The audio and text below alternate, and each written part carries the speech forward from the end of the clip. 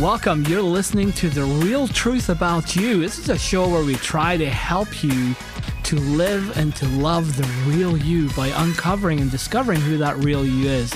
You can get more information from our website at therealtruthaboutyou.com. And I'm William Sinclair, your host, and I'm really excited. I have my wife, Edrina, here in the studio, and we're going to talk about life in general and a little bit about her life. And welcome to the studio, Edrina. Thank you. I'm very happy to be here. I'm very happy that you're here too, and I don't just have to say that. I'm actually excited that she's here. She's an awesome woman. She's been married to me for, at this point, this is 2016, for almost 30 years. She'll say, no, it's been 29, right? 29, July 3rd. Well, there we go. And we've had a bit of an up and down relationship, haven't we? It's been a little rocky, hills and valleys and mountains, and yeah. I usually say that I've been happily married to the same woman for about 30 years, and she's been happily married to the same man for 10 years, and I'm just hoping it's the last 10. Oh, definitely. We wrote a book, actually. It's called Dirty Socks and Banana Bread. It's on Amazon. You can get the book on Amazon. Or you might be able to download it from our site. I'll see if I put it up there or not. But anyway, I'm excited to have Edrina here. And we're going to talk a little bit about her life, because I remember when I first met you, Edrina, it was about 30 years ago, right? Mm-hmm. And just over 30 years ago, we got married very quickly, and you were very inspiring to me. You're one of those people that people looked up to all the time. And anyway, tell me a little bit about your life.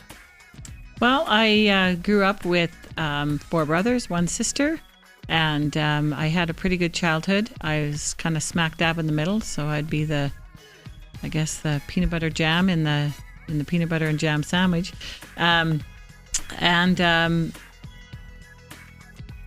I don't know. I grew up, tended to take on a lot of responsibility for myself, for other people. I'm really learning, actually, right now, how my childhood has affected who I am today. Mm. And not that I had a bad childhood, that just some of the programs that I put into my head as a little girl, and how that affects me as an adult right now, and how it affects the relationships that I am. I'm in with you, with my children, my in-laws, my sons and daughter-in-law, and my granddaughter. Did you ever grow up with that middle kid syndrome? I think I did. Having a sister 1 year older than me and being the only other sister that I had, I grew up feeling a little bit like I never measured up, and wanting always to be and do what she did. And we are as probably polar opposite as you're going to get, and yet we do now, well, always have had a really, really good relationship. You guys are super tight, right? We are pretty close. Yeah, we're pretty close to each other, and love spending time with her. I just have to, or I am in the process of really just working on being me and not feeling like I have to be her, mm-hmm. or measure up to her, or those kinds of things. So yeah, that's so your journey seems to have taken, I've noticed over the past few years, especially, taken a more of an inward turn, right, to your inner self kind of thing. Or very much so. I think I've always have just, you talked about how I was kind of an inspiration when you first met me, and I think so. My relationship with God has always been there and very quite intense. And I've always kind of worked on myself, things that I worked on, but right now I'm going very far inward, and I get probably more than I ever have before. And what I mean by that is just really becoming aware of how the programs I kind of put into my head as a growing up, how that is affecting me now, and how I see myself, and really learning to love who I am and accept who I am, not to be somebody else and have to be somebody else, but to genuinely love the core of who I am. Mm-hmm. And until I find out the core of who I am, I'm just in the process of getting there. So if you were able to, say, step back from your life for a moment and look at your whole life like a line, right? and how you used to be, and then our relationship and where you are now, what difference do you see, and how did you get to where you're at now? Like, I know one of the things you talk about, just for say, is when I was quite domineering all the time, right? And almost on the verge of abusive, right? In that sense, like mentally. But so you kind of lost yourself. You lost your identity as to who you were, because I was very domineering and whatever. And how do you see yourself from then to now, and how did you get to where you're at? Well, I think if I was to answer that question even 3 or 4 years ago, I would put the blame on you and say that because you were a strong person, because you were domineering, then I had to, step back, or I couldn't be me. I wasn't allowed to be me because of how strong you were. Mm-hmm. Whereas now I would see it completely different. I see it more as how do I want to word this to make sense? As much as I allowed my yeah, go ahead. I'm having a hard time putting this into words. I guess it's allowing myself to be me, mm-hmm. and to love me. And if I don't love the qualities that I have in me, then I will succumb to somebody else dominating who I mm-hmm. am. And so the stronger I am in who I am, the less I allow somebody else to control what I do and how I think and everything else around me. So it's kind of like you're learning how to be the real you, right? As opposed to being an imitation of yourself, right? Not the real person. Right. And growing up, I talked a lot. I was pretty, knew everything. My mom used to call me Mrs. Bingham because that was the name of her neighbor who knew everything in the neighborhood. And is she still alive? Hope not. You love me, Mrs. Bingham. And so I grew up quite often being told to be quiet, not to be so loud, not to be so domineering or opinionated. And it wasn't family that did that. It was necessary, just the kind of my whole world around me. Mm-hmm. So it was a part of me that I didn't like, and a part of me that I didn't want to be. I didn't want to be like that. I wanted to be the sweet little girl that lived down the road that I will never be. I'm not that sweet person. I am a nice person, but I'm not. Yeah, I'll second that. And I'll second that you're not the sweet little girl. So learning to love that. So the more I can embrace those qualities in me and say, it's okay to be that. It's okay to be that person that maybe somebody chastised me for when I was younger, or to put me down, or being told I had a big mouth, or whatever it was, that, over the years told myself that those were bad things, those were wrong, that I had to be something else instead of that. Mm-hmm. So when I can be more, I'm still working on it, but more and more I can stand up for who I am, and I don't have to defend that little girl that right. Was told. You all feel those more things were comfortable being your own skin. Yes. Right. Yeah, so absolutely. how did you, if you don't mind me asking, how did you get to that awareness? Like, how did you even figure out? Like, how did you know that you weren't being real? Or what process? What brought you to that awareness? I know you've gotten into lately a meditation group, and it's not some kind of like pie in the sky thing. It's some real down to earth. You mentioned that you believe in God, right? Mm-hmm. Yeah. And I'm sure that's been an impact in your life, but how have you connected to that real you? How did you come into that? Well, a lot of it is through the meditation that I have been going to out here every Wednesday night, connecting in the quiet, taking that time. I could maybe sit for 5 minutes without going squirrely, whereas now I can sit for an hour or 2 hours, even if I wanted to, if I had the time to. But just to, I guess what I've been doing is just really learning to connect to the God in me.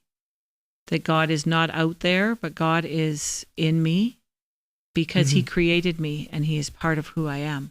So we always say, God lives in your heart. As a little girl, we'll always tell, young kids, where does Jesus live? He lives in my heart.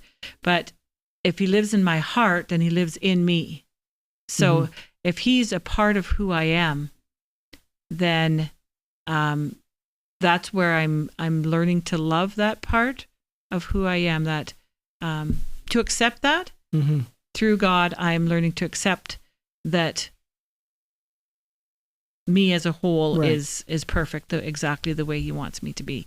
I have been some teachings. A friend of mine has, leads the meditation. She's kind of been helping me become aware of some of these things just through her own teachings and her own life. And because of that, I've been starting to just see, like it'll just come to me in a lot of different ways. It's kind of hard to explain, but. And you mentioned about Jesus in your heart, right? So obviously you follow the Christian faith right now. Right. And what would you say to people who haven't discovered any kind of faith value, or like I know some people talk about the higher power or divine consciousness or the universe. You've been mixed in. I've noticed you've been through meditation. You've encountered a lot of different people from different faith walks and different beliefs. How do you mingle in your Christian walk, or however you feel about that godness in you, with everything else? Well, I think through this, my eyes have been kind of opened to God as more than what I ever perceived God to be. So, I guess I kind of had God in a box, whereas now I can't project onto somebody else who God is in their life. I can only say who God is to me. So I can share the God that I experience, but not to discredit the God that somebody else believes. So, even in AA, I think the first step is admitting that you have a problem, but realizing becoming aware that your higher power, however you perceive that higher power to be, but just an all knowing that there is a higher power and that there's a force greater than us that is there to help us become kind of come back to where we were at the beginning. I do notice a lot of people that I've talked to who are on this journey of self-discovery, most of them seem to have some higher power, or there's something greater than themselves. Would you say that was kind of crucial to your walk, or can you do it on your own? Can you just, how does that work? Well, I don't know. Somebody else might be able to, but I don't know anything different than that. Like I grew up knowing God, knowing Jesus as my Savior. So I don't know anything else I don't know my life without God in my life. I know now my life as a stronger relationship with God, or a more personal connectedness to God, that he is part of everything that I am. Whereas I kind of saw, I could grow, kind of saw God out there, whereas now God is in me. And that is probably one of the biggest changes that I've had, even just in the last probably 6 months to a year.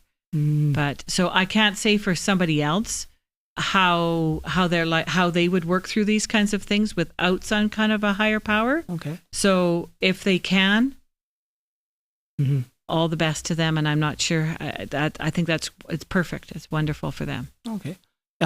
If we talk a little bit about parenting, we've raised, I guess, 4 kids, right? We have 3 girls and a boy.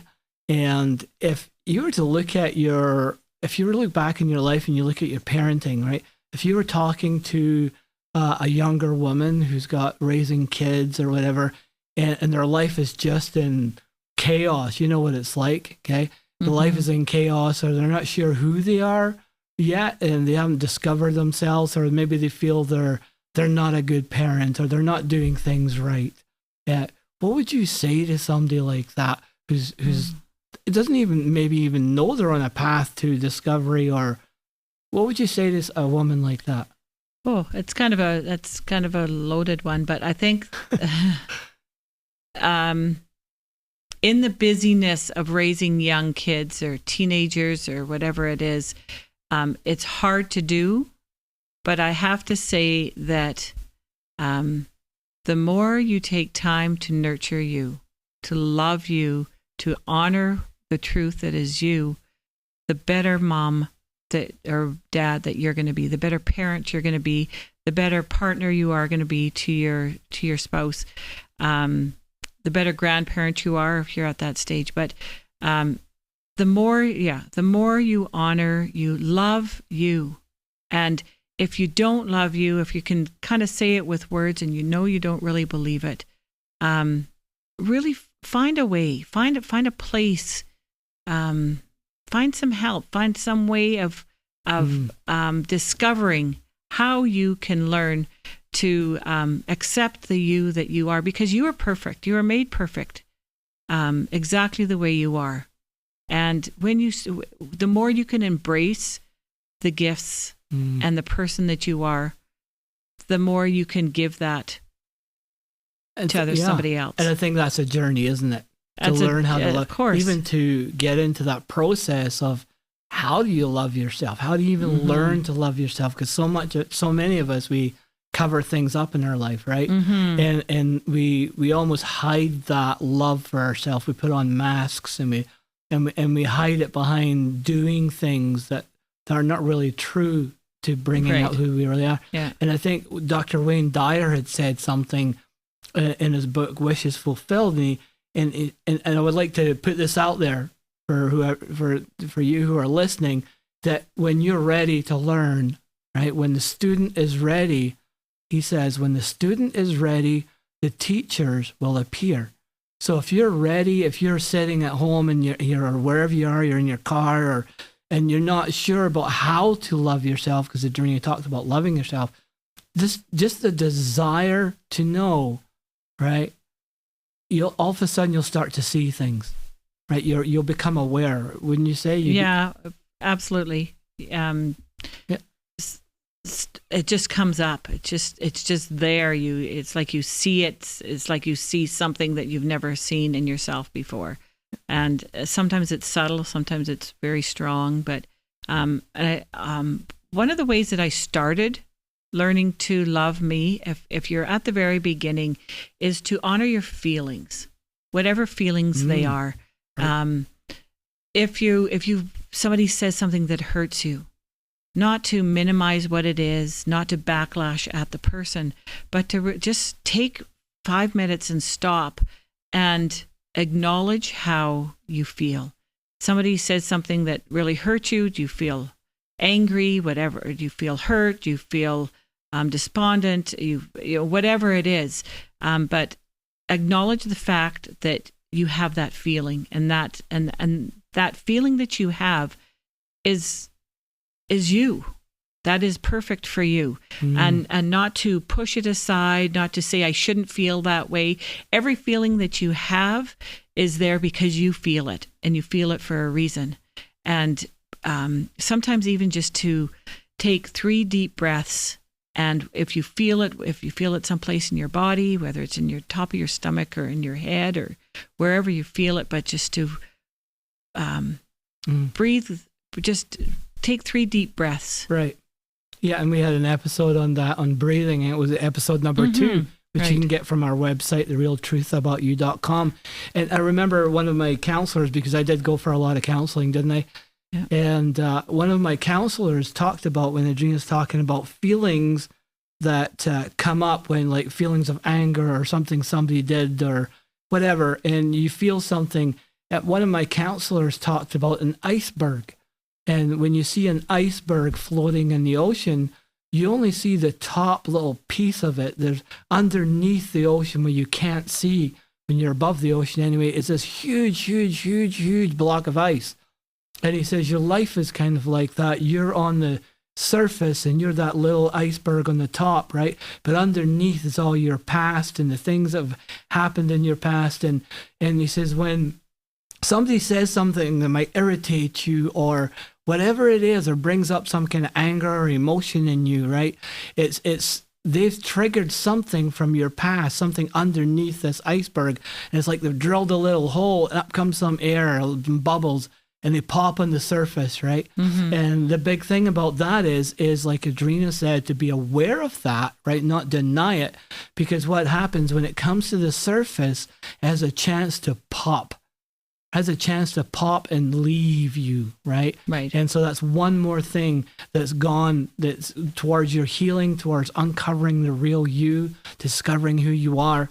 And with that, does that make sense to you? Rather than you pushing it back down, trying to cram it back into the iceberg. Well, we spent all of our lives doing that, because we get told as even as you're growing up, not to feel that. As long as you are happy, then that happy feelings are okay. Yeah. But if you're upset about something, it's big boys sometimes don't cry. Big boys don't cry, and girls don't swear, and all those kinds of things. But just all kinds of emotions that oftentimes we get told not to feel that way, and not blaming a parent, just saying that it's just a natural thing. Sometimes it comes, oh, stop crying about it. I'll give you something to cry about, when genuinely, well, I'm crying about this because it hurt me, So as an adult, those feelings are still there, and we need to acknowledge them. We need to allow them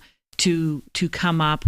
We need to acknowledge them and just love the person who's behind that feeling. If you're feeling angry, love that person who's angry, which is you, right? Love the you that's angry.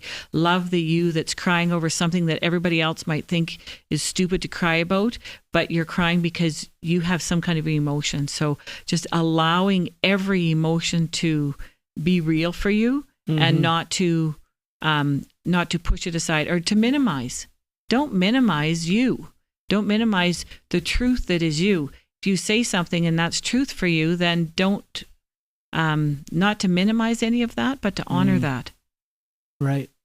This is a biggie question, okay? You might have to think about this one, but if you were to have a do-over, right? Not necessarily a regret. If you had you can go back and do something over again in your life. Right. And looking at it compared to, say, today, how you go back and say, if I knew back then what I know today, this is what I would do, right? Differently. Is there anything that you would look at doing differently, or how do you perceive that whole thing? I think I'm at a stage in my life where I am, where I can say that my life, the way it was. Other than marrying somebody else. I think I can say right now in my life is that what brought me to who I am right now, my life was absolutely perfect the way it was meant to be. All the hardships, the ups and the downs, the everything that I've been through, it doesn't matter what it is, because wherever your life took you in your past has brought you to where you are right now. The you that you are right now, the perfect you that you are right now. And it doesn't matter whether someone grew up in a happy, healthy home where everything was just, peaches and cream, and somebody grew up in a very abusive home or a very domineering home. It doesn't matter, because whatever, you are who you are right now. So you're basically saying regardless of what past we've gone through, and some of us want to stay in that past and blame or do whatever we had to do. I know I felt like that for quite a while, right, until I moved on.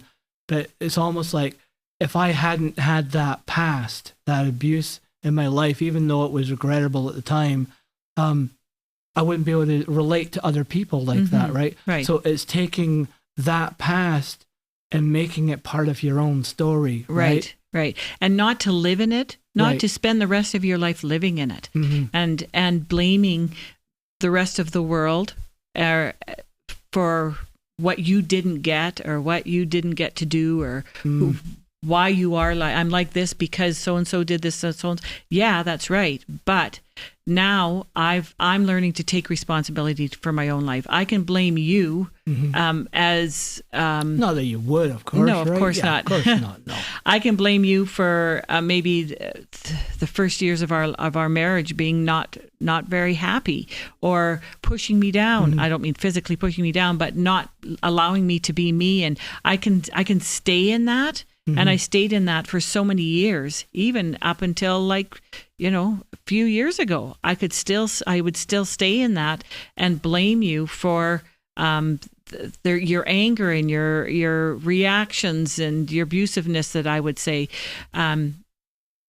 Or I can stop and take responsibility for my own life. Where do I want to go from here? I can't live in that past forever.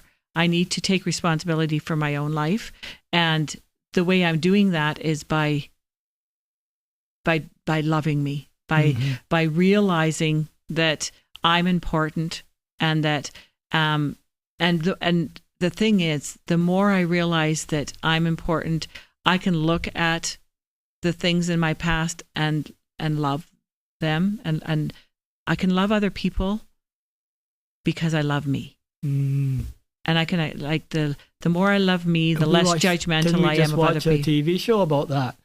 And the guy, we thought the guy hated women, and we've discovered that he hates everybody because he hates himself. Yes. And that's how the show ended. And it was quite profound, wasn't it? Yeah. When you hate yourself, you just hate life. Right? That's right. And yeah. Okay, as we start to wrap up here, and if you look at predominantly at like another woman, right, whether she's a businesswoman or a mother or single or whatever she is, and even maybe other guys, if there's guys listening into this show, if you are, let me know, or am I the only one here? But anyway, what would you say underlying all their life and their things and all the stuff that women do and image and thing, what would you say to that? What piece of advice would you give if it was one thing, one nugget of information that you would want to give to somebody like that? What would you say in life? Well, I think just probably what I've just been saying all along is to stop. To stop running, stop stuffing, stop pushing aside, stop being busy and climbing whatever ladder you're climbing to get to some place that you're never going to get if you don't stop and look at yourself. If you so you're saying it all begins with you. It's all about you. Right. That's all it's ever been about, is about you. And so yeah, to wrap up, I would definitely say stop. Just take some time and just look at your own life and breathe. And just breathe. Just breathe. Accept who you are, love who you are. You are perfect exactly the way you are. You don't need to be anybody else. You don't need to perform for anybody. You don't have to be anybody else. Beautiful. To be perfect. Beautiful. You are perfect advice. the way you are. Perfect the way you are. Edrina, thank you so much for being on the show. You've been listening to Edrina Sinclair, my guest on The Real Truth About You. And I'm Will Sinclair, your host and husband of Edrina. I'm very happy to be married to Edrina, and just that awesome life I've had with her. And you can get more information and more shows at therealtruthaboutyou.com. It's been really exciting having you here today. We look forward so much to seeing you in the next show of The Real Truth About You.